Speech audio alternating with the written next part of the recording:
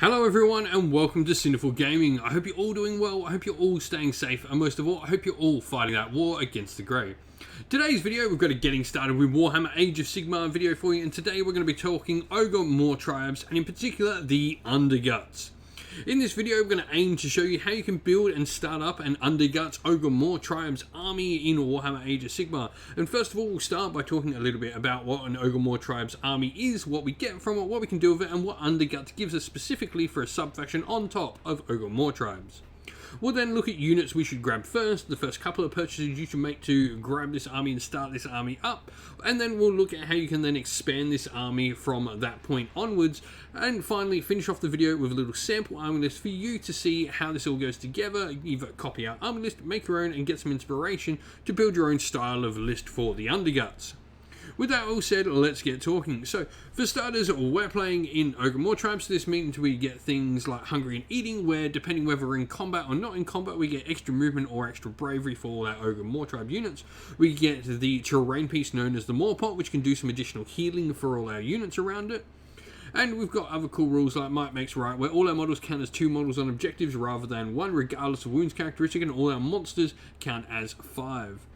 We've got some other cool rules where we get impact hits on when we charge, so we can potentially do some mortal wounds when we roll charge rolls, and this is particularly effective in larger units of ogres.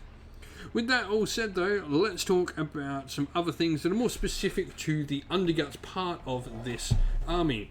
And so Underguts, really, they are all about shooting. They make your ogres a shooting style army. Now, it'll never be the best shooting army in the game, but it definitely can be quite an interesting one, and on the right sort of day can actually be pretty powerful.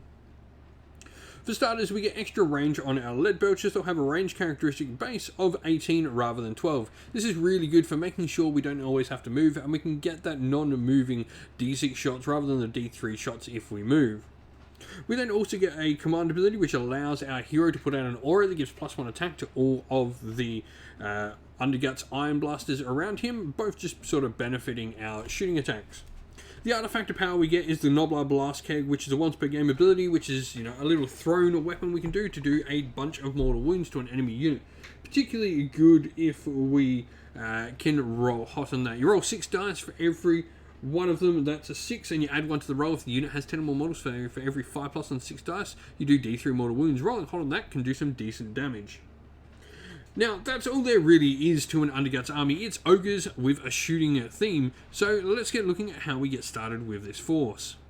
For me, I like to start this army off with a Tyrant, and a big reason I like to start off with a Tyrant is for his command ability, and we'll talk about the unit we use his command ability on later, but it does really work well army-wide. He's got a command ability where he can just do D3 mortal wounds, and it makes a unit immune to battle shock for the entire game, as he sort of beats them up and tells them, well, I'm going to beat you up more if you run away. And so, besides that, he's got his own little shooting profile. He's got a nice little pistol weapon he can use for some extra shots, which is pretty cool. 2 shots at 4-3, run 1 damage D3. It's not terrible, but he's also a pretty big beast in combat. For me, he's got some options of a bunch of different big names he can take, which give him a bunch of different rules. For me, it's always Fate Seeker. Giving him a base armor save of 3 up rather than 4 up is just amazing at keeping him alive. And then his Beast Skewer Glaive also, and his Thunder Mace, both of his 2 main weapons, have some cool additional rules. The Beast Skewer Glaive does D6 damage instead of D3 if he ever rolls a 6 to hit against a monster, and the Thunder Mace on the modified hit roll of a 6 made with it inflicts a mortal wound in addition to any other damage. If the target unit has 3 or more models on a modified 6, it inflicts D3 mortals instead though. So he's a pretty good, solid hero that's going to be leading our force. Lead Belchers are where we go for our battle line unit though. And so for me, Lead Belchers become pretty great when you use them in Underguts. The 18-inch range means we're going to go to D6 shots if we don't move at 4s, 3s, Ren 1, damage 1. And they've also got 2 attacks in combat at 3s, 3s, Ren 1, damage 2. So some decent combat potential on your Lead Belchers as well. So they're not only a good shooting unit, but a good combat unit, and a good unit to really hold your line with as well. They're still ogres in combat, so that still means they're going to put out a decent amount of damage. And so, where do we go to next though to pick up? Now, I'm going to suggest a strange model for an Underguts army, and that is a Firebelly. And the prime reason I'm going to suggest this is one of the spells the Firebelly has access to I particularly like for this style of army. It's called Billowing Ash. It's successfully cast on a value of 8 until the start of your next hero phase. You can subtract 1 from hit rolls for attacks that target friendly units wholly within 12 inches of the caster. This is actually really good for building that sort of bunker around where your Iron Blasters can work alongside your Tyrant to really get some benefits of being, well, a -1 to hit. This particularly works well when he's near the Morpot, as well as the Morpot can put out some decent little abilities where it can add 1 to his casting and unbinding roll, making that 7 a little bit easier to cast. Now, on top of that, we're going to obviously suggest we look at Iron Blasters. Iron Blasters are definitely the way to go. We get a lot out of them playing in an Underguts army with their 2 shots now using the command ability. They'll be at 2 attacks, 4s, 2s, Ren -2, damage D6. What's really cool is you can get +1 to hit on them now, so potentially being 3s and 2s, Ren 2, damage D6 is nice. As you will need to find 2 sources to use the command ability, but if the Tyrant and the Fire ability are nearby, you'll be able to use those 2 command abilities, as the one providing the extra attack is an aura coming off the Tyrant, is the Tyrant using that command ability, not the Iron Blaster, so the Fire ability is free to put a command point onto one of them to give them +1 to hit. You've also got the Hail Shot, which is 6 attacks, 3s and 3s, Ren 1, damage 1, but that is a 12-inch range rather than the 24-inch range, in case your enemy gets a little bit too close. They're not too shabby in a fight either, with 3 attacks from the Gunner at 3s, 3s, no Ren, damage 2, and the Rhinox has put up 2 attacks at 4s, 3s, Ren 1, damage D3. A couple of extra attacks in there at 5s and 5s, no Ren, damage 1 from your Scrapper's Jagged Blade, the couple of little Nobblers sitting around the place. Now, they've also got the lethal payload. Before attacking with an Iron Blaster cannon, choose either the Cannonball or Hail Shot rule, so this is where you can choose the 2 weapon profiles. You don't get to use both at once. And you also add 1 to the damage inflicted when you charge with this model as well from your Rhinox's horns. 9 wounds on a 4-up save means it can benefit from cover, so it can get that +1 save to put it down to a 3+ if it's in cover, or concealed completely by cover, so it's not a bad model at all. Man-Eaters are another unit I recommend looking at. They keep with the shooting theme of the army, as they can put out a decent amount of shots with their pistols or throwing daggers, or throwing stars rather, which are 1 attack, 3 3s, Ren 1, damage D3. But they've also got some other cool abilities where they can be crack shots as well, which you can make them reroll hit rolls of 1 for their shooting attacks. They're decent in combat with 4 attacks, 3 3s, Ren 1, damage 2 as well, 4 wounds and a 5-up save. They potentially can get a couple of other cool rules as well, so it can really sort of fit a niche sort of utility role within your army. The last unit I'm going to suggest is looking at Nobblers. These will provide you with an invaluable screen for your shooting army. You definitely don't want to have your lead belchers sitting at your home objective guarding those cannons, so why not use Nobblers instead, which combined with the Tyrant's ability to bully them and make them immune to battle shock can make, a decent little screen and enough time for you to potentially even countercharge with your cannons, your Tyrant and that fire ability in your little home base.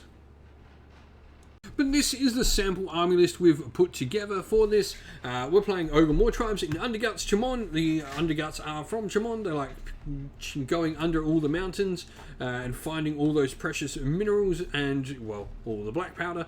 And we've gone the grand strategy, Predator's Domain. The main reason we've gone for this, I don't think there's too many others that really suit this army.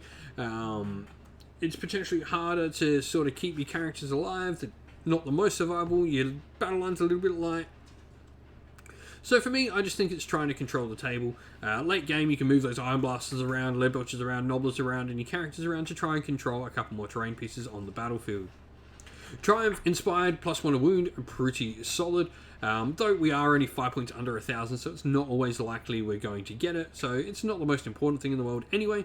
But our Tyrant, he's going to be our General. He's going to have the massive scars, making him -1 to wound. This is the command trait we have to take due to being Underguts. And then he's got the Nobbler Blast Keg, which we've talked about already. Big name, Fate Seeker for +1 to save. And then we've got a Fire Belly in here with Lure of the Sun Eater, Billowing Ash for that -1 to hit bubble, which is really nice. For battle line, 2 units of 4 Lead Belchers, and then we've got 20 Nobblers in there as well for that nice little screen of 2 Iron Blasters, maximising the amount we can take at this points value. We've got most of this, bar one of the Iron Blasters, wrapped up in a battle regiment, meaning we're a 2-drop army. 85 wounds at 1,000 points is pretty solid for an army, so a nice little, very different style Ogor Mawtribes army for you to try out. Well, thank you all for watching. We hope you enjoyed the video. If you did, please don't forget to leave a like and subscribe to the channel if you haven't already. Also, if you'd like to come chat more with me and other members of our fine little community here, you can do so by joining our Discord server, which is linked down in the description of the video. Also, if you'd like to help support the channel more financially, you can do so either by joining our Patreon or YouTube members, of which you'll find both the links of both of them down in the video's description as well. As a special thank you to everyone who does support the channel via Patreon and YouTube members, we'd like to give a shout out to them all. So a special thanks to our Patreons, Christian Weir, James Soren, Greenskins Gaming, AJC, Kenny Lowell, Outer and Shot First, Andrew Bowen, Nathan Fee, The Rising Ape, Cure Dynamic, Agu, Anthony B, Anton Nilsson, JJ Austrian, Average Wargamer, Domir, Mark Harvey, James Cater and Samuel. And a special shout out to our YouTube members as well: Green Roots Gaming, Kenton Young, Chris Rollis, Ronya, Vinny, Lockloric, the Johnny84, David Ellsworth, Revenar, Wolfric Nick, Broken Chef, Sean Scott, DS, and Ariana Edwards. And a special thanks lastly to, first of all, Lady Witchfox Art, who does all the amazing artwork you can see pictured here for the channel. And a special shout out to Xmorphic, who does all the amazing background work for our Discord server. You're both absolute legends. Thank you all for watching once again. Don't forget to like and subscribe. Stay safe everyone, stay well. Most of all, keep fighting that war against the grey. Ciao for now.